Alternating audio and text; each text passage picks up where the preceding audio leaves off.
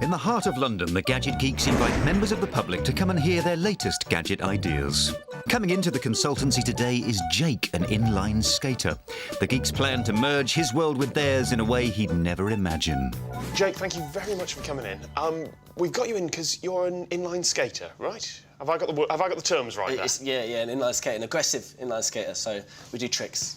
Excellent. Well, we've got an idea which will take the enjoyment of your sport to the next level, we're hoping. We're going to make you a real-life video game. Sounds extremely exciting. I can't wait to do it. The Geeks are devising an interactive video game to be played by a skater in a skate bowl. So I've kind of imagined like a Sonic the Hedgehog style thing of them coming zipping down the ramp, like bing, bing, bing, bing, bing, straight up the other side, you know, as they're, you know, grinding or whatever they're doing on the deck, they're kind of like spotting the next, you know, think, right, I'm going to shoot straight up there and then keep doing that, and it will kind of like, you know, they'll be able to play it and skate at the same time and really, you know, see what they're doing, and that should be a good laugh, that should. So what we need to do is get a projector up here. We've come to the conclusion that we're projecting onto the flat surface at the bottom is probably going to be the easiest and simplest way for us at the moment to go about it. Trying to project on the curves and stuff, although it's a lovely idea, I think it's going to cause us a lot of problems. It's Tom's job to create a game consisting of projected icons for the skater to chase, which will score him points. The game that Charles and me have come up with is fairly simple. So the player, the white dot, has to pick up the coins which steadily appear. 3 levels, getting steadily more difficult as it goes on. And the more coins you get, the higher you score. For this to stand any chance of success, the Geeks' computers will need to accurately track his movement at all times. Tom thinks he can solve this problem through adapting an everyday webcam and a UV light. This is an infrared spotlight. Now, you can't see anything at the moment because it's pumping out light that isn't visible to the naked eye, but cameras will pick it up. So every camera, whether it's a big, massive one or a little webcam like this, has a filter in it that stops infrared light getting through. Tom removes the camera's infrared filter. Now I need to replace it with a filter that blocks out everything except infrared light, so that this spotlight is all that it can see. This can be found in the most unlikely place, all very 80s, the floppy disk. The bit here that actually stores the data, that is an almost perfect filter that only lets infrared light through. So Tom replaces the webcam's infrared filter with a small piece of the floppy disk. OK. I think I might have put that on the wrong way round, but never mind. Let's see if it worked. So this camera should now only see infrared light. So if I point it at this... Whoa, OK, yeah, that works. The plan is that we mount this up next to the projector and that the skater wears something reflective. So the light comes down, bounces off the skater, comes back up into the camera that's just here. So all this camera can see is the light reflected off the skater. Everything else just gets filtered out. It seems Tom has found a way for the camera to track the skater's every move, as long as he's wearing something reflective enough. Colin solves this problem by sticking reflective strips from a high-vis jacket onto a helmet. It's not going to look very fashionable, but he'll be able to play the game. All the building blocks for a working game seem to be in place, but the Geeks need a proper test of the equipment and technology. So I pulled a couple of favours and I managed to borrow a teleporter off the farmer. Oh, I love these things. I'm going to get one of these.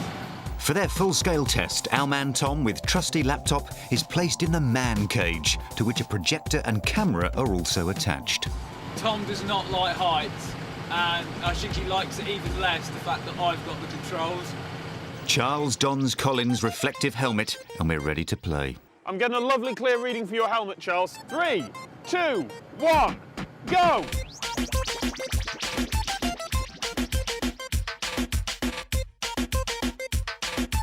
Yeah, there we go.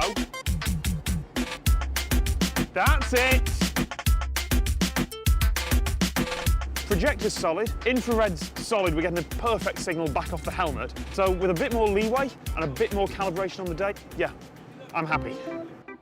A successful test of the tech. The camera was able to see and track the movement of the helmet, and then Charles was able to interact with the projected icons on the floor. But will it be as effective on the day, when everything has to be bigger and better? The Geeks have come to the XC Extreme Sports Centre, and with the help of some friendly scaffolders, are building a rig that stands a full 10 metres above the bowl. It's to these structures that they'll mount the projectors and cameras. now we're here, it's like we're building a living skyscraper or something. It's awesome. We've got Charles fiddling about in there, blasting the smoke machine off, sorting the lights out. And we've got Tom stressing on the computer in the background. But I think it's all coming together. Tom might disagree with Colin's cheerful disposition, as he's struggling with syncing up the multiple projectors and computers necessary to make the game work on this huge scale. There is no plan B. If the tracking doesn't work for whatever reason, we don't have a game. Tom's worried that his kit might have trouble tracking a faster moving object than a prancing Charles back in the barn. Luckily, Colin is on hand and on BMX to act as guinea pig. I've got the reflective helmet on, I've got my bike, I'm gonna have a little bit of a toodle around and see if it tracks me. I've turned the camera sensitivity way up, so hopefully it should track Colin a lot easier. All right. Colin, you ready? 3, 2, 1, go! That one is perfect! Go again a bit slower, Col. The computer is tracking his movements perfectly. There we go. It's nearly there. This camera is a little bit too high, so the game thinks he's lower than he is. But other than that, that is spot on. This is, at the moment, really good. I was hoping for it to be nice, big, loud and flashy, and it's looking like it'll be like that. I hope the guys enjoy it. Jake, hello.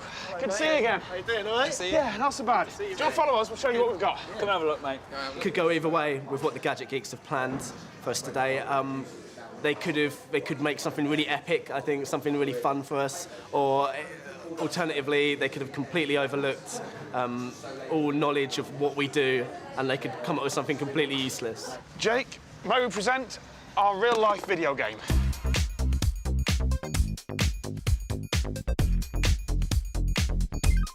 So then, Jake, first impressions? Well, it looks crazy, man. It looks pretty out there. So we're ready to play. For every yellow square Jake hits, he'll score points. But if he skates over Charles's animated face, he'll activate the smoke machines, making it much harder to see those all-important squares. Ready, 3, 2, 1, go! Jake's off, and it looks like it's working. He's hitting the tokens and racking up the points. He's made it to the final level and not much time to play. But he's doing great and scoring points at both ends of the arena. Uh-oh, he's run over Charles's face. Smoke penalty. Only 5 seconds left. Game over. And he's done. How was it? It was good. Okay. I want another go. Fundamental flaw in the game is that it's not about using the bowl. You can just skate around in the bottom and get more points. So if you're playing it competitively, then you'd need to put the coins in. on the wall ride here, so you have to bang against the wall ride or at the top of the transition. But is it fun? It's fun, yeah, it's pretty crazy, man. So now Jake's got his breath back. How does he rate the geek's creation? We said in the consultancy we'd make you a real-life video game. Have we delivered? Is it a win or a fail?